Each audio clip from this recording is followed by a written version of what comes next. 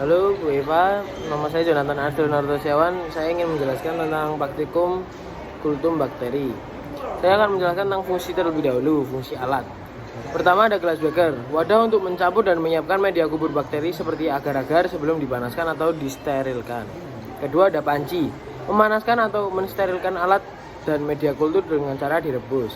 Ketiga ada kompor portable dan gas, sumber panas untuk merebus media, mencairkan alat, serta mencairkan agar sebelum dituangkan ke cawan petri. Keempat ada sendok atau alat pengaduk, mengaduk media kultur agar tercampur merata dan tidak menggumpal saat dipanaskan. Kelima ada cawan petri dan tutupnya, 2 buah, tempat menumbuhkan dan mengamati koloni bakteri pada media padat. Keenam ada tabung reaksi, menampung dan mencampur sampel cair, bisa untuk persiapan atau penumbuhan mikroorganisme.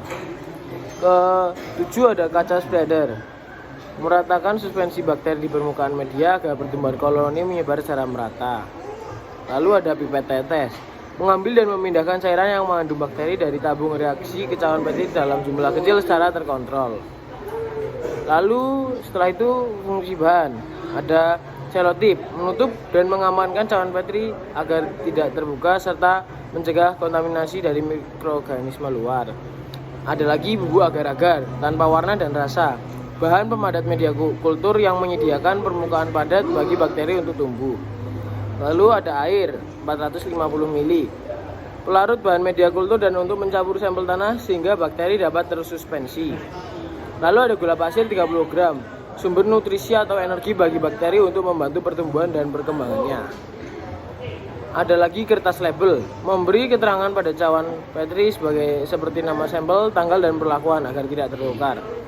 Lalu ada tanah, sumber sampel yang mengandung berbagai jenis bakteri alami untuk dikultur dan diamati. Kita akan lanjut ke selanjutnya.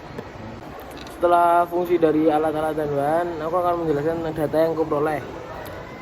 Data yang pertama itu cawan petri A. Terdapat beberapa titik berbentuk bulat berwarna putih berukuran kecil. Titik ini tersebar pada permukaan agar dan ada beberapa titik yang lebih besar serta berwarna agak gelap.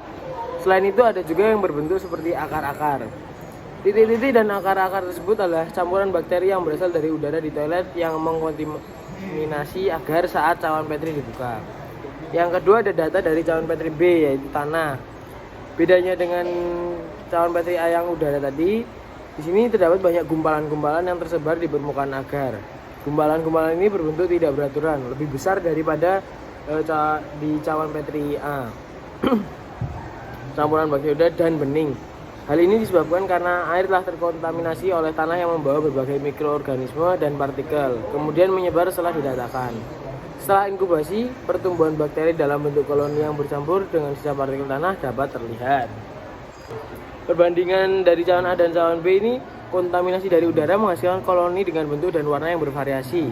Titik-titik bulat, putih atau gelap, dan akar-akar. Ukuran yang relatif kecil. Terus, sementara itu, kontaminasi dari tanah menghasilkan pertumbuhan yang terlihat sebagai gumpalan tidak beraturan yang lebih besar dan bening, dengan koloni bakteri bercampur dengan partikel tanah setelah inkubasi. Nah, kita masuk ke pembahasan. Hasil pengamatan di atas menunjukkan bahwa di udara maupun di tanah mengandung bakteri. Cawan A menunjukkan bahwa bakteri udara lebih beragam dan lebih sedikit dibandingkan bakteri tanah. Hal ini disebabkan karena bakteri udara biasanya berukuran kecil, sedikit, dan tersebar.